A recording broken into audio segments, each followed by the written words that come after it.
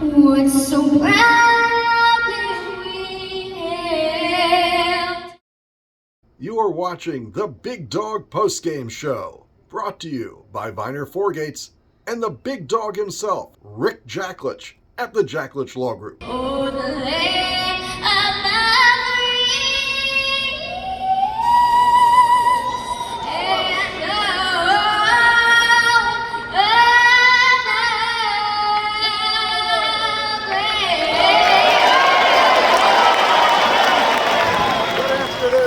the College Park, Maryland 81, UMES 66. A lot closer game than I thought it would be. Maryland's got such great stats in the net rankings.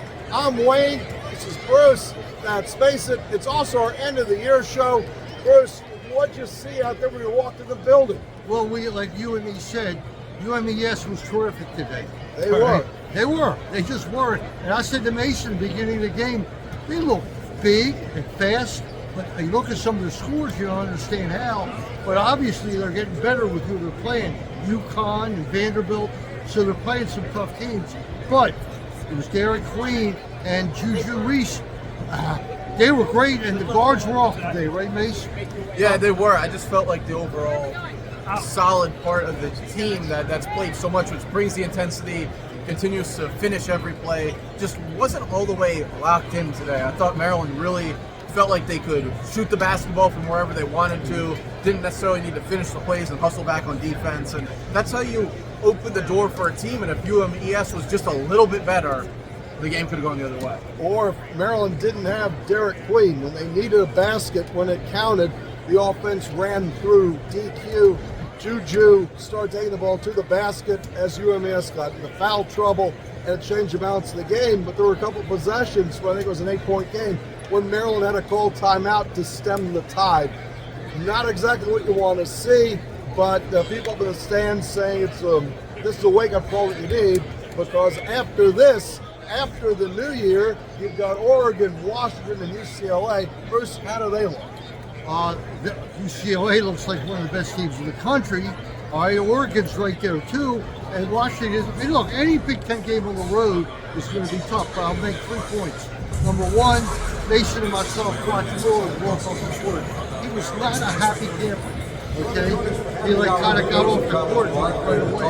He walked out in a minute. He had to be a little bit upset. But you know what? At the end of the day, Reese, 14 rebounds, Queen, 13 rebounds. That's 27. They had 37 as a team, and UMES had 33. All right? I think those stats are right. And it just tells you that, this was a battle. All right?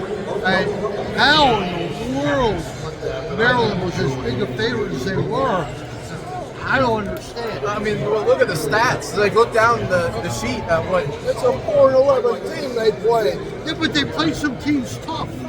All right, they didn't play UConn tough, but UConn is UConn. They did, but when you look at the game as a whole, you had multiple moments where it felt like, just keep your foot on the gas and it's going to go through, but the little things started to go wrong. They didn't finish towards the basket. That's going to result in missed shots. You don't close out hard on defense. Guys going to make shots. It's all of those things that every time you step on the court, because of the just nature of basketball, if you don't bring it, somebody else will. Well, their bigs came to play. They frustrated Queen early, and hey, we were talking highlighted game. Queen had 2 steals. I mean, that was unbelievable. I gotta tell you, this guy just plays every facet of the game, wire to wire. That's a credit to Coach Willard and to Derek Queen. And listen, let's talk about this. I'll ask it to you. So we're 11-2. Forget it. This is over. We won 2 out of the 3 main non-conference games. One of them a total blowout against Syracuse. How do we stand going into the rest of the Big Ten season? A great game at home, okay game on the road against Purdue, but now we go on the road for 2 West Coast games. We're going to know a lot more by next Sunday. We will, but it's still a long season. You've got 18 conference games left, 9 home games, 9 road games. Look, I have to believe that some of these .NET ratings, the .NET ratings are so much higher for Maryland than the poll numbers. Which one makes you believe? And it's probably somewhere right in the middle, but I'll go back to the last point. There's 18 opportunities left here.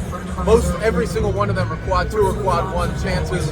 You have to figure you need 12 of them or so to make it in the tournament. Syracuse looks atrocious. That's a quad 3 win. You're going to have to win the ones here at home, and then you're going to have to steal some on the road. 12-8 is what it's going to take. If I had to guess, we will be 12-8. We could be 13-7. We could be 11-9, and then it'll be debatable. But I believe 12-8 is what it's going to take, because you got Oregon, you've got Washington, you've got Michigan State. We're loaded. The conference is loaded, and every game, especially on the road, is a war. So they got to hold court at home and find a way to win 2 games on the road. And with that, we'll go to break as Maryland rolls over UMES. You're watching the Big Dog post-game show. Here's a word from the Big Dog and a word from the new Viener X.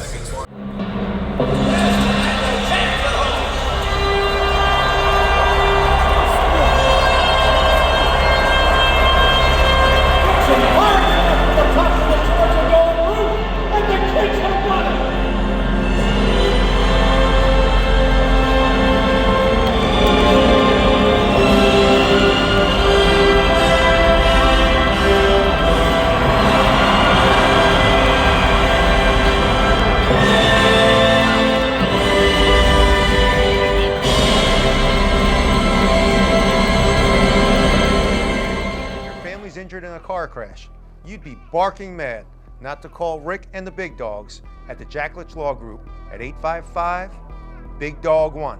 But as you know, Coach, it's not the last win, it's the next win that's so important. And that's why we continue to hustle, continue to work so hard for all of our clients to earn that name, the Big Dogs from the small firm. Just like you do. You get your guys hustling all the time. That's why we love you, Rick. And most of all, Go Terps!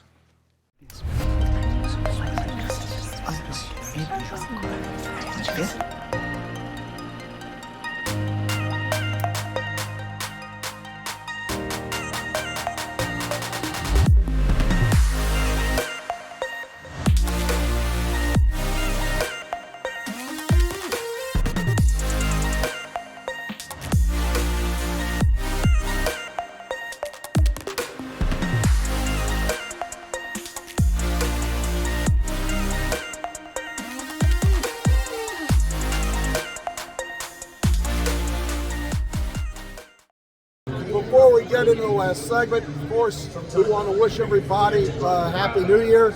It was a good year for Maryland lacrosse. It looks like it's going to be a really good year for Maryland basketball. I believe it's still Maryland football to be decided in this. Wayne, I got to ask you a question, because you follow this information more than I do. Sure. Malik Washington, we know from Archbishop Spalding, a real talent. Everybody says he's on it. Is this kid capable of coming in and starting, or is that just unfair? Capable? Yeah. Or is it going to start here? I don't think so. I think you've got this kid, Martin. Mason actually knows the names of everybody involved. Yeah, I think that Justin Martin, the transfer from UCLA, probably is their favorite going into the spring and then the fall. Malik Washington will also be here as an early enrollee. MJ Morris is now out of the picture, but Champ Long and Christian Martin, 2 guys the coaching staff have talked positively about. I think it's just open competition, and if Malik's the best guy, college football is about winning right now, so he'll play. But ultimately, I do think it's going to be Justin Martin come September or August 30th against FAU. Wayne, when the dust settles, where is the recruiting class? I've heard 21, I've heard 15. The recruiting class that's going to be here right now, coming in this year, I go 23 is the last. I go, it doesn't matter. I mean, you almost have to take a combined metric ranking of the guys you got from the portal plus the guys you signed in high school. Like, they're great stats now, but they don't nearly mean what they used to. But the reality is, you have to come up with like 25 guys that can play, and you'll win 8 football games. Because there are teams that lose so much and can't replace it, like us this last cycle, that they just don't have that many guys that are really playable. Well, Oklahoma was complaining. They went in the bowl game. They have 56 of 85 scholarship players because everybody else left. There's a lot of schools. Maryland did not lose the most players. Michigan lost a ton. The question with Maryland still is, can you build an offensive line and can you find a cornerback, not quarterback, but a cornerback or two that can play? I'm really happy that Johnson stayed at nose tackle. Yeah, that's an interesting one, just given everything else that's happened over the past couple of years. But they've added significantly to the secondary. They got to find a pass rusher and an offensive line. Last question, and then we'll go. And you listen to Terp Talk and the Sports Maven and the Young Terps.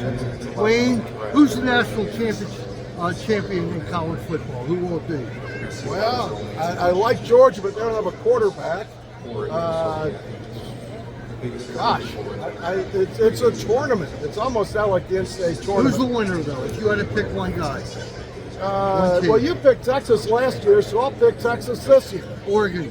Oregon's the best team. Texas, they lost me losing twice to Georgia. They totally lost me. Mason? I think Ohio State's going to win. Oh, no, not Ryan Day. Not Ryan Day, please. Him and Franklin, please. Well, this one's for Jim Cowan and Bucky. Cousin who? Jay. Cousin Jay was the Buckeye 40 years ago. So we'll give it to Uncle Fuzzy and AC Payday. Hopefully your guys win. Once again, Happy New Year. As always, thanks for so many years ago giving us the opportunity to do this. Thanks to Maryland for the ability to stand on the court here and talk to you folks. Mason, got anybody special to call in to? No, I don't. Well, I do. But thank all of you for watching. Rick Jacklich and Wayne for sponsoring the show. Liner X and Jacklich Law Group, the big dog. We thank them a lot. And it's been a great year of video, that's for sure. All right. We will see you live after UCLA on January 10th. And of course, we'll find a post-game show from the studio after the Oregon and Washington weekend. Thanks for watching. We'll see you in 2025.